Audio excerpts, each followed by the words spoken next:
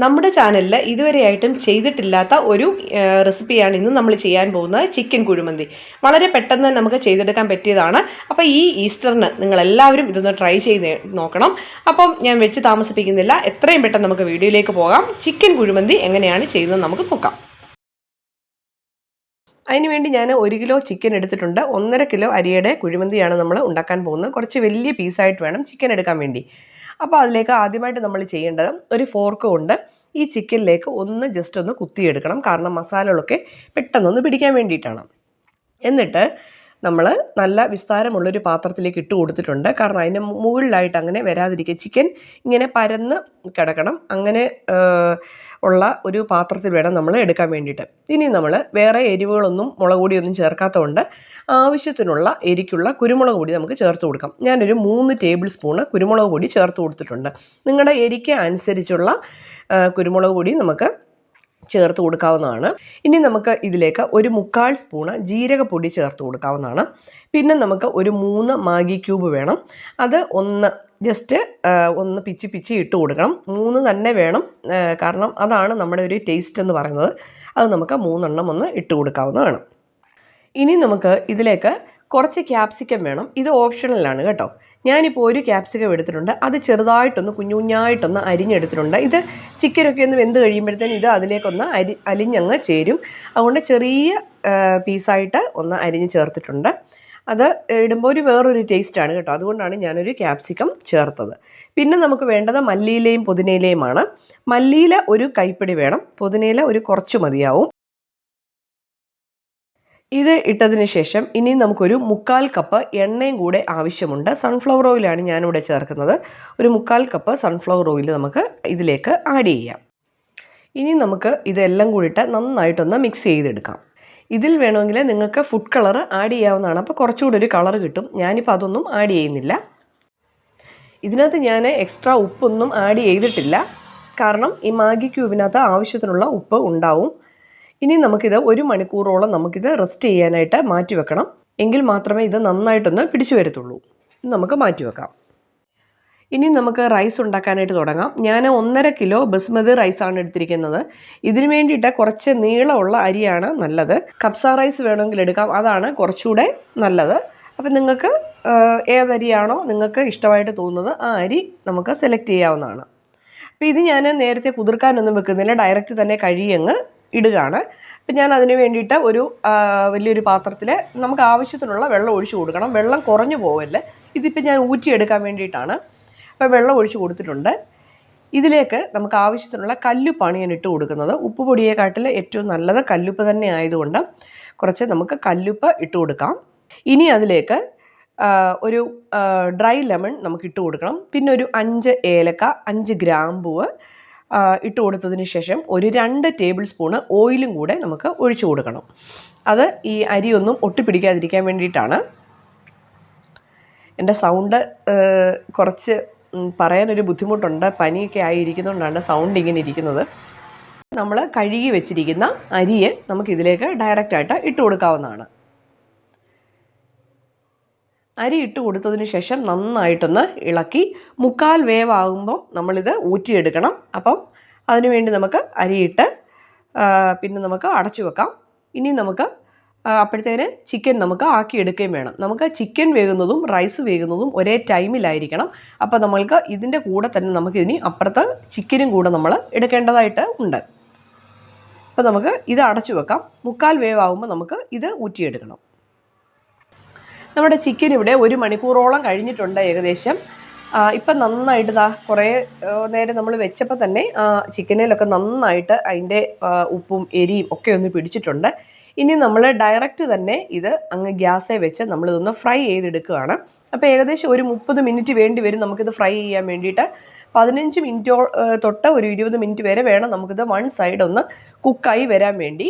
അപ്പം നമ്മൾ ഇതിനകത്ത് വേറെ എണ്ണയൊന്നും ഒഴിക്കുന്നില്ല. ഇതിനകത്ത് ആവശ്യത്തിനുള്ള എണ്ണയുണ്ട്. അപ്പം ഞാനിത് ഹൈ ഫ്ലെയിമിലാണ് വെച്ചിരിക്കുന്നത്. നന്നായിട്ടൊന്ന് തിളച്ച് നമുക്കറിയാം ആ എണ്ണയൊക്കെ നല്ലതായിട്ടൊന്ന് തിളച്ച് വരുമ്പോൾ നമ്മളൊരു മീഡിയം ഫ്ലെയിമിലോട്ട് വെച്ചിട്ട് നമ്മളിന്ന് മൂടി വെക്കുകയാണ് ചെയ്യുന്നത്. അപ്പോൾ ഇതൊക്കെ അവിടെ കിടന്നൊന്ന് കുക്കായി നമുക്ക് കിട്ടണം. ഇപ്പോൾ ഒന്ന് തിളച്ച് വന്നിട്ടുണ്ട്. ഇനി നമുക്കിത് മീഡിയം ഫ്ലെയിമിലോട്ടാക്കിയിട്ട് ഞാനൊന്ന് മൂടി വെച്ച് അടയ്ക്കുകയാണേ. നന്നായിട്ട് തിളച്ചതാ കണ്ടോ, അതിൻ്റെ ആ വെള്ളവും എണ്ണയും എല്ലാം കൂടെ നന്നായിട്ട് വന്നിട്ടുണ്ട്. ഇനി നമുക്ക് ഈ ചിക്കനെല്ലാം അപ്പുറേക്ക് ഒന്ന് മറിച്ചിട്ട് കൊടുക്കണം. അപ്പോൾ ഇതൊന്ന് ഇനി അപ്പുറേ സൈഡ് നമുക്കൊന്ന് നന്നായിട്ടൊന്ന് വെന്ത് കിട്ടണമല്ലോ. അപ്പം ഇനി ഓരോന്നായിട്ട് അപ്പുറത്തെ സൈഡിൽ കൂടെ നമുക്കൊന്ന് മറിച്ചിട്ട് കൊടുക്കാവുന്നതാണ്. ഇത്രയും വെള്ളം കൂടുതലുണ്ടല്ലോ എന്ന് വിചാരിച്ചിട്ടൊന്നും ആരും പേടിക്കുകയൊന്നും വേണ്ട. ഇത് കറക്റ്റ് ആവും. നല്ല ടേസ്റ്റാണ് കേട്ടോ. നമുക്ക് പെട്ടെന്ന് തന്നെ ഉണ്ടാക്കാൻ പറ്റിയ ഒരു റെസിപ്പി തന്നെയാണ്. കുഴിമന്തി എന്നൊക്കെ കേൾക്കുമ്പോൾ നമുക്ക് അയ്യോ ഭയങ്കര പാടായിരിക്കുമല്ലോ എന്നൊക്കെ ഓർക്കും. പക്ഷേ ഒരു പാടുമില്ല, നമുക്ക് പെട്ടെന്ന് തന്നെ ചെയ്തെടുക്കാൻ പറ്റിയ ഒരു റെസിപ്പി തന്നെയാണ് ഇത്. അപ്പോൾ അതാ ഇതെല്ലാം ഒന്ന് നന്നായിട്ട് തിരിച്ചിട്ട് കൊടുത്തിട്ടുണ്ട്. ഇനിയിപ്പോൾ ഈ ഒരു സൈഡിലൂടെ വേകാനായിട്ട് നമുക്കൊരു 15 മിനിറ്റോളം നമുക്ക് വേണ്ടി വരുന്നുണ്ട്. ഇതിലേക്ക് ഞാൻ മുഴുവനായിട്ടുള്ള കുരുമുളക് ഒരു ടീസ്പൂൺ ഇട്ട് കൊടുക്കുന്നുണ്ട്. നമുക്ക് ഇടയ്ക്ക് ആ ചോറിനകത്തൊക്കെ ഒന്ന് കടിക്കാൻ വേണ്ടിയിട്ടാണ് കേട്ടോ. അങ്ങനെ ഇടുവാണെങ്കിൽ ഒരു പ്രത്യേക ടേസ്റ്റാണ്. ഇനി നമുക്ക് മൂടി കൊണ്ട് ഒന്നുകൂടെ ഒന്ന് അടച്ചു വെച്ച് ഈ ഒരു സൈഡും കൂടെ നമുക്കൊന്ന് വേവിച്ചെടുക്കാം. അപ്പോൾ നമ്മൾ അപ്പറേ സൈഡ് നമ്മൾ ചോറ് വെച്ചിട്ടുണ്ട്, അത് ഏകദേശം ഒന്ന് ആയിട്ടുണ്ട്. അപ്പം നമുക്ക് ചോറ് 3/4 വേവേ ആകാവുള്ളൂ, അത് കൂടുതൽ ആവരുത്. കാരണം നമ്മൾ ചോറ് കുഴഞ്ഞു പോകും. കുഴഞ്ഞു പോയി കഴിഞ്ഞാൽ നമ്മുടെ കുഴിമന്തിയുടെ ആ ടെക്സ്ചർ തന്നെ മാറിപ്പോകും. ഇപ്പം നമ്മുടെ ചോറ് നന്നായിട്ട് വെന്തിട്ടുണ്ട്. നമുക്കിനിയും ഊറ്റിയെടുക്കാം. ഇനി നമ്മൾ ചിക്കൻ കണ്ടോ, കുറച്ച് ഗ്രേവി ഉൾപ്പെടെ ഉണ്ട് അതിനകത്ത്. നമുക്ക് ഇതിൽ നിന്ന് കുറച്ച് ഗ്രേവി നമുക്കിങ്ങനെ മാറ്റിയെടുക്കാവുന്നതാണ്. ഇത്രയും ഗ്രേവി ഇപ്പം നമുക്ക് അതിനകത്ത് വേണ്ട. ഈ ഗ്രേവി നമുക്ക് വേറൊരു ചെറിയൊരു പാത്രത്തിനകത്തോട്ട് നമുക്ക് മാറ്റി വെക്കാം. ഇപ്പം നമ്മൾ ഏകദേശം അതിൽ കിടന്ന കുറച്ച് ഗ്രേവിയൊക്കെ ഒന്ന് മാറ്റിയിട്ടുണ്ട്. ഇനി നമുക്ക് ചൂടോടുകൂടി ചോറ് നമുക്ക് ഇതിൻ്റെ മുകളിലേക്ക് ഇട്ട് കൊടുക്കുകയാണ്. അപ്പം നമുക്ക് സിമ്മിലേക്ക് ഒന്ന് ഫ്ലെയിം ഒന്ന് മാറ്റി കൊടുക്കാം. ചോറ് കണ്ടോ, ഒന്നൊന്ന് ഒട്ടാതെ നമുക്ക് കിട്ടിയിട്ടുണ്ട്. നല്ലതായിട്ട് നമുക്ക് റൈസ് കിട്ടിയിട്ടുണ്ട്. ഈ ഒരു രീതി നമുക്ക് കിട്ടിയെങ്കിൽ മാത്രമേ ആ ഒരു കുഴിമന്തിയുടെ അതേ ടെക്സ്ചർ നമുക്ക് കിട്ടത്തുള്ളൂ. ചോറ് അങ്ങോട്ട് നിരത്തി കൊടുക്കാം. ഇനി നമുക്ക് ഇതിൻ്റെ മുകളിലേക്ക് നമ്മൾ മാറ്റി വെച്ചിരിക്കുന്ന ഗ്രേവി ഉണ്ടല്ലോ, ആ ഗ്രേവിയിൽ കുറച്ച് നമുക്കങ്ങോട്ട് ഇതിൻ്റെ മുകളിലേക്കൊന്ന് ഒഴിച്ചു കൊടുക്കാം. അന്നേരം ആ ഒരു സ്മെല്ല് നമുക്ക് ഈ ചോറിനകത്തോട്ട് കിട്ടും കേട്ടോ. ഒരു പ്രത്യേക സ്മെല്ലാണ്. നമുക്ക് ഈ ചിക്കനൊന്നും ഇല്ലെങ്കിൽ തന്നെ ആ ഒരു ഗ്രേവി മാത്രം മതി നമുക്ക് ഒഴിച്ച് ചോറുണ്ണാൻ വേണ്ടി. അപ്പോൾ അതുകൂടെ ഒന്ന് ഒഴിച്ചു കൊടുത്ത് ഇതിൻ്റെ മുകളിൽ നമുക്ക് ബാക്കിയുള്ള ചോറും കൂടെ നമുക്ക് ഇട്ട് കൊടുക്കാം. അങ്ങനെ ലെയറായിട്ട് നമുക്ക് എടുക്കാം. എനിക്കൊരു 3 ലെയർ വരെ കിട്ടിയിട്ടുണ്ട് ഇങ്ങനെ ഒഴിക്കാനായിട്ട്. ഇനി ഇതിൻ്റെ മുകളിലേക്ക് കുറച്ച് പാലിൽ ഒരല്പം മഞ്ഞൾ കലക്കി ഞാൻ ഒരു കളറിന് വേണ്ടിയിട്ട് ഞാൻ മുകളിലേക്കൊന്ന് ഒഴിച്ചിട്ടുണ്ട്. പിന്നെ ഇതിൻ്റെ മുകളിലേക്ക് ഒരു 6-7 പച്ചമുളക്, അത് മൊത്തത്തോട് നമ്മൾ കീറുമൊന്നും വേണ്ട, അതിൻ്റെ ഞെടുപ്പ് കളഞ്ഞിട്ട് അത് ഇങ്ങനൊന്ന് കുത്തി വെക്കുവാണെങ്കിൽ നമ്മളിനി ദം ചെയ്യുമ്പോൾ അതിൻ്റെ ആ പച്ചമുളകിൻ്റെ എരിയും കൂടെ ആ ഒരു മണവും എല്ലാം ഈ ചോറിലേക്ക് അങ്ങ് ഇറങ്ങും. നമ്മളൊരു ആ ഡ്രൈ ലെമൺ ഉണ്ടല്ലോ അതും കൂടെ വെച്ച് കൊടുത്തിട്ടുണ്ട്. ഇനി നമുക്കൊരു ചാർക്കോൾ കത്തിച്ച് ഇങ്ങനൊന്ന് വെച്ച് കൊടുത്ത് ദം ചെയ്യുവാണെങ്കിൽ നമ്മുടെ ചിക്കൻ കുഴിമന്തി ഇവിടെ റെഡി ആയിട്ടുണ്ട്. അപ്പോൾ ഇത്രയേ ഉള്ളൂ. കണ്ടോ, ഇതിങ്ങനെ ചെയ്യുമ്പോഴാണ് പിന്നെ പ്രത്യേക ആ ഒരു ടേസ്റ്റും ആ സ്മെല്ലും ഒക്കെ കിട്ടുന്നത് കേട്ടോ. ഒന്ന് അടച്ചു വെച്ചിട്ടുണ്ട്. ഇനി നമുക്ക് കുറച്ച് മാവ് ഒന്ന് കുഴച്ചിട്ട് ഈ അടപ്പിൻ്റെ ചുറ്റും നമുക്കൊന്ന് വെച്ച് കൊടുക്കാവുന്നതാണ്. ഇതെല്ലാം ഞാനൊന്ന് വെച്ച് കൊടുത്തിട്ടുണ്ട്. ഇനി നമുക്ക് ഇതിന് വേണ്ടിയിട്ട് നല്ല ഒരു ചട്നി നമുക്ക് തയ്യാറാക്കണം. അതിന് വേണ്ടി 4 ടൊമാറ്റോ എടുത്തിട്ടുണ്ട്, 2 സവാള, 2 പച്ചമുളക്, 2-3 വെളുത്തുള്ളി. ഇനി നമുക്ക് ഇതെല്ലാം കൂടെ കട്ട് ചെയ്ത് ഒരു മിക്സിയുടെ ജാറിലേക്കൊന്ന് ഇട്ട് കൊടുക്കാം. ഒന്ന് കട്ട് ചെയ്ത് ഇത് ഇടുവാണെങ്കിൽ നമുക്ക് പെട്ടെന്ന് തന്നെ ഇതൊന്ന് മിക്സായി കിട്ടും. നല്ല പഴുത്ത തക്കാളി എടുക്കുവാണെങ്കിൽ നല്ല ടേസ്റ്റ് ആയിരിക്കും. അതുപോലെ തന്നെ സവാളയും ഒന്ന് കീറി ഇട്ട് കൊടുക്കുക, പച്ചമുളക്, വെളുത്തുള്ളി, പിന്നെ ആവശ്യത്തിനുള്ള ഉപ്പ്, പിന്നെ 1 ടേബിൾ സ്പൂൺ ലെമൺ ജ്യൂസും കൂടെ ഇട്ട് കൊടുക്കാം. ഇട്ട് കൊടുത്തതിന് ശേഷം നല്ലതായിട്ട് ഒരല്പം വെള്ളം കൂടെ ഒഴിച്ചു കൊടുത്തിട്ട് നമുക്ക് നന്നായിട്ടൊന്ന് മിക്സ് ചെയ്ത് എടുക്കാവുന്നതാണ്. നമ്മൾ വീണ്ടും ഒരു 10 മിനിറ്റ് ഒന്ന് ദം ചെയ്യാനായിട്ട് വെച്ചിട്ടുണ്ടായിരുന്നു. ഇപ്പം റെഡി ആയിട്ടുണ്ട്.